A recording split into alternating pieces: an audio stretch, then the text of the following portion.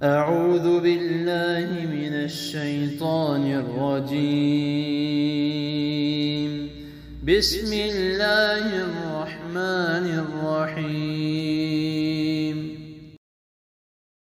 السلام علیکم ورحمۃ اللہ وبرکاتہ۔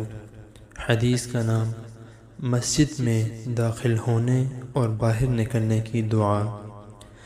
حدیث عن ابی اسید رضی اللہ تعالی عنہ قال قال رسول اللہ صلی اللہ علیہ وسلم اذا دخل احدكم المسجد فليقل اللهم افتح لي ابواب رحمتك وإذا خرج فليقل اللهم إني أسألك من فضلك۔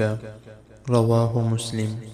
ترجمہ: سیدنا ابو اسید رضی اللہ تعالی عنہ سے روایت ہے کہ رسول اللہ صلی اللہ علیہ وسلم نے فرمایا، جب تم میں سے کوئی ایک مسجد میں داخل ہو تو وہ یہ کہے، اللہم افتح لی ابواب رحمتک، اے اللہ آپ میرے لیے اپنی رحمت کے دروازے کھول دیں۔ اور جب وہ مسجد سے باہر نکلے تو وہ یہ کہے، اللہم انی اسألک من فضلک، اے اللہ میں آپ سے آپ کا فضل مانگتا ہوں۔ اس حدیث کو امام مسلم رحمۃ اللہ نے بیان کیا ہے۔